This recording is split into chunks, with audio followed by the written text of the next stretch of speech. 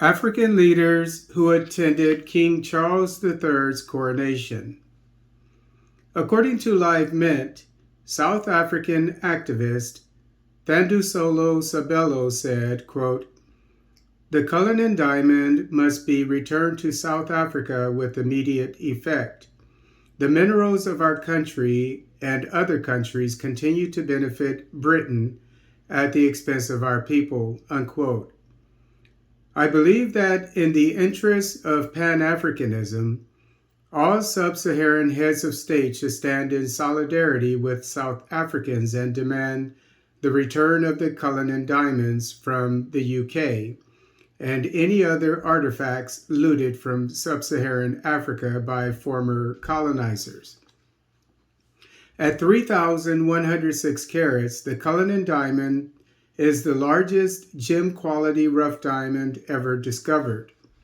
Cut from the Cullinan diamond, Cullinan 1, or the Great Star of Africa, weighs 530.2 carats and is the world's largest clear-cut diamond.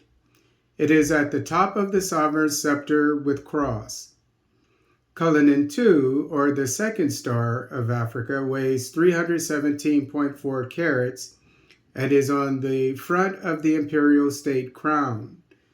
King Otumfuo Ose Tutu II represented the Ashanti Kingdom at the coronation of Charles III on Saturday. According to Black Past, quote, "The Anglo-Ashanti Wars were 5 conflicts that occurred between the Ashanti Empire and the British Empire, and which ultimately resulted in the Ashanti Empire being incorporated into the British Gold Coast colony, now the nation of Ghana," unquote. According to Cambridge Core, quote, "The Battle of Amuafu, fought on January 31st, 1874, proved to be the decisive battle of the war. The success of the expedition opened political, military, and public opinion to the notion that European armies could reliably operate in the West African interior," unquote. Ashanti King Kofi Karikari was forced to abdicate his throne on October 26, 1874. A golden trophy head owned by Karikari is currently in a museum in London. Angola was represented by President João Lourenço. Lourenço is a great Pan-African leader who has done much for his nation and the African continent. So it's difficult to understand why he would attend the coronation of a monarch whose nation has done so much harm to the African continent and refuses to return the Cullinan diamonds to South Africa. Prime Minister Joseph Dion Gute represented Cameroon. Cameroon has French-speaking and English-speaking sections, as it was once a French colony as well as an English colony. King Swati III represented Eswatini. Little news comes out of this absolute monarchy of just over 1 million inhabitants. In the almost 2 years I've been reporting Pan-African news, I've reported very little about this nation.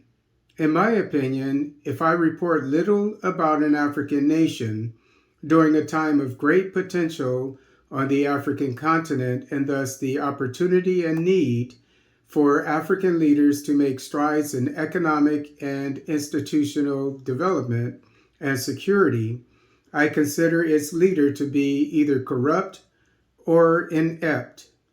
President Ali Bongo Ondimba represented Gabon. The only thing I've reported about Gabon is the mysterious death of 18-year-old female exchange student in Turkey, Jenny Danis Dina Bongo Ibuanga, Dina, almost a month ago, which is still unsolved. The Turkish government swept the case under the rug. Vice President Tiamoko Melit Kone represented the Ivory Coast.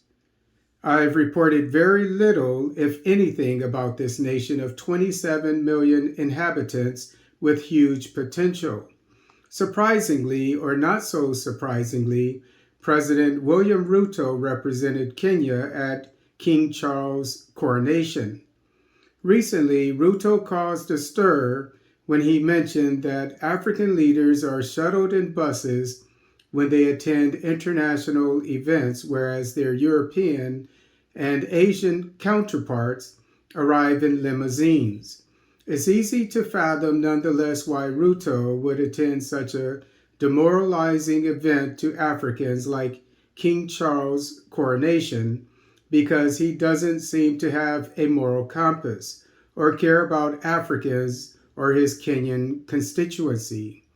For instance, while he was hobnobbing at Westminster Abbey on Saturday, Nairobi merchants were trying to get the Kenyan government to stop Chinese merchants from unfairly competing by severely undercutting their prices, thereby forcing them out of business. Ruto has been silent on the subject. Similarly, the Kenyatta family sold out to British tea companies when Kenya gained its independence from Britain in 1963 by allowing them to maintain their huge plantations. Kenya's first president, Jomo Kenyatta, like other well-connected Kenyans upon independence, secured much of Kenya's wealth. Consequently, his scion, former Kenyan President Uhuru Kenyatta, is the nation's second richest person. King Lesti III represented Lesotho at the coronation. I've yet to cover any news relating to Lesotho on this channel. President George Weah represented Liberia. I have yet to cover any news relating to Liberia. President Lazarus Chakwera represented Malawi at Westminster Abbey. I've yet to cover any news relating to Malawi. President Mohamed Bazoum represented Niger. In an open letter from Malami Bukar, the Nigerian politician referenced the apparent corruption of Bazoum's administration by comparing him with his neighbor in Mali, junta leader and acting president Colonel Assimi Goïta, who is importing military equipment from Russia, China, and Turkey to fight his insurgencies. He also compared Bazoum with his neighbor in Burkina Faso, Captain Ibrahim Traoré, the acting president of his country, who is similarly importing military equipment from Russia, China, and Turkey to defend his nation.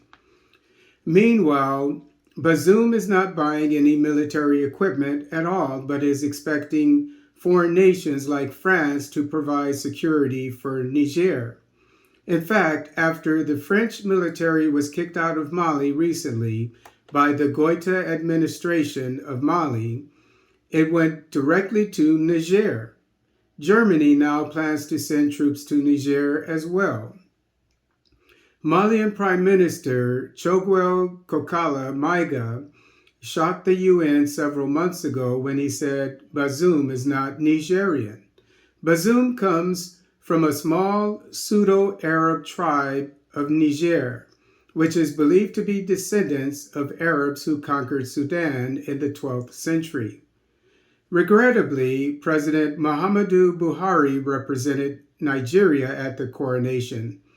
This may be due to his being beholden to the past, as the great Nigerian writer Wole Soyinka warned while Buhari campaigned to become president of Nigeria a second time. Due to Buhari's many visits to British hospitals during his last presidency, it's easy to imagine why he would feel indebted to the UK and feel compelled to honor King Charles at his coronation. Nonetheless, the Benin expedition of 1897 should have given him pause regarding Saturday's ceremony. During the Benin expedition, the wealth of the Benin Empire, including the famed Benin bronzes, was looted by the British and sold to European collectors. Many of the artifacts are still in European museums, although the British have agreed to return the ones housed in the British Museum to Benin. President Paul Kagame represented Rwanda at Charles's coronation, which is not surprising given his proven support to the M24 insurgents who have looted Congolese natural resources while killing and displacing Congolese citizens. Kagame is also a disgrace to the African continent for the Rwanda asylum plan with the UK, which allows refugees from countries like Afghanistan and Syria to choose to call Rwanda their home without stepping foot on British soil. Presidential candidate Samura Kamara represented Sierra Leone at the coronation. Kamara is not even in office and is going out of his way to sell his soul to the UK, which is not surprising because he visited the UK's scion, the US, recently, indicating from whom he plans to receive support if elected president. Unfortunate for Sierra Leoneans, Kamara is probably less corrupt than Sierra Leone's current president, Julius Bio, who is accused of human rights abuses, including assassinating political opponents. President Faure Gnassingbé represented Togo at the Westminster Shindig. I have yet to report anything about Togo on this channel. President Hakainde Hichilema represented Zambia at the coronation, maybe because his nation is so deep in Western debt and is therefore attempting to get a debt restructuring through the IMF and the World Bank. He sees it as political necessity to kowtow to the British royalty. Why President Emerson Mnangagwa represented Zimbabwe at Westminster is beyond me, given Britain's involvement in the unfair sanctions against his nation that have crippled its economy for the past 2 decades.